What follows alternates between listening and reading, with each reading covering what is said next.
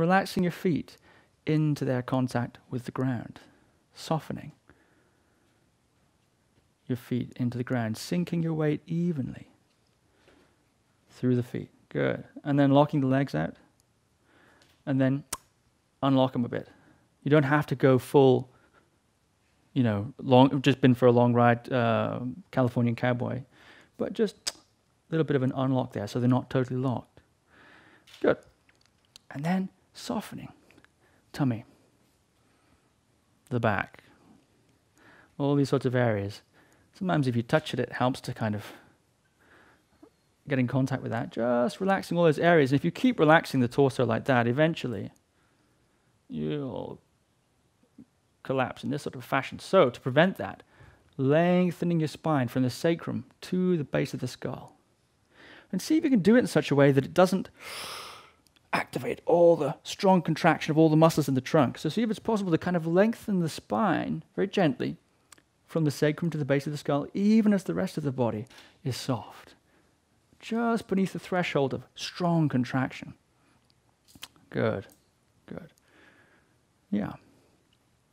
And then coming into a soft turning of your head from left to right. And rather than going to the most extreme range of motion you can do, the most extreme stretch you can do, try going about 70%. What you might find if you do test out the extreme is when you go for that really big opening there, you create just as much hardness or tension or closure in the joint reciprocally as you do opening.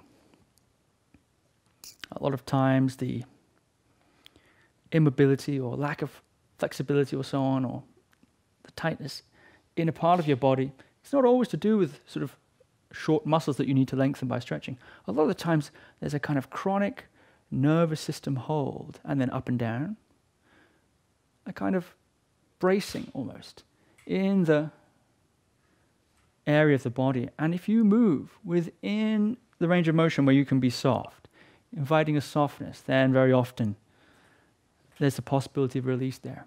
Good. Feeling the sensations that reveal the presence of your neck. You can't feel your neck, you can't see your neck, but there is a cocktail of sensations that reveals its presence. Feeling those, and then forward and back, like a chicken. But a chicken that's going about 70%. Good. See how smooth you can make it. And there's two ways to go smooth. One is to kind of tense very, very slightly to iron out any jumps that you might find in your plane of movement. Other way is to relax and do less. Do a little less. So I recommend the second route. Good.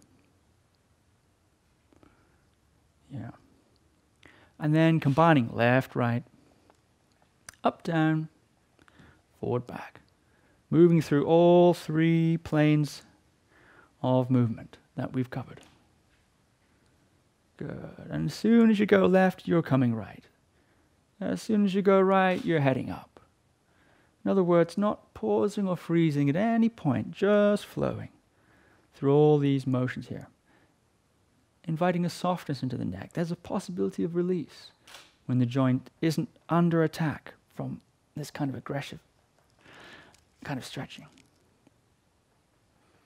Good. Feeling. Softening.